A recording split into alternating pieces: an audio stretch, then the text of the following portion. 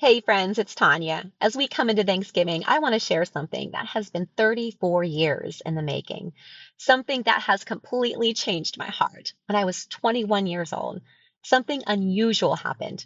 On my way to church one Wednesday evening, before we even had cell phones, my mom called the house and she said, I'm going to Japan. I hadn't even told a single person. No one knew. I took that conversation into my heart. But later that evening at church, a prophet from South Africa named Kim Clement called me out and began to speak over my life.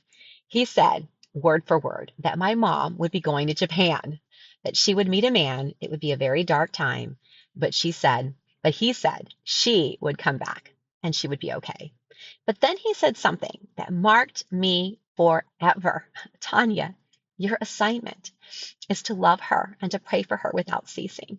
One day she will be singing and dancing in the house of the Lord. In that moment, I knew this word was real because he spoke the very thing she had told me just hours before, a conversation no one knew about.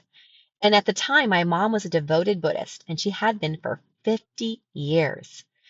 And I wish I could tell you that I prayed perfectly for all of those years. But truthfully, my childhood was colorful, and there were times that I was triggered, times forgiveness was very hard, and times I didn't really know how to love her the way God wanted me to.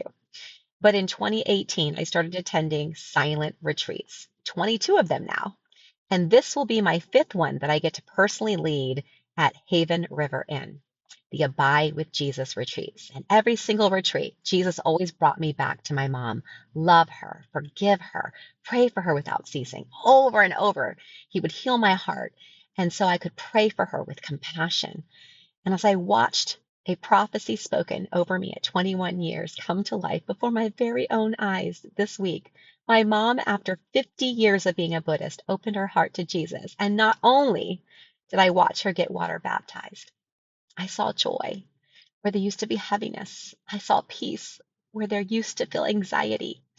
This Thanksgiving, I'm grateful for God who keeps his word, a God who confirms his word, a God who honors decades of prayers, and a God who heals families and generations. If you're praying for someone you love, if it's been years, if it seems impossible, I just want to tell you, don't stop praying. Don't stop loving. Don't stop believing. Keep forgiving. The same God who brought my mom through a dark season and brought her out of Buddhism for 50 years, fulfilled a prophecy that no one else could have known, is the same God who can move mountains in your life. And I'm praying for the one that you're praying for.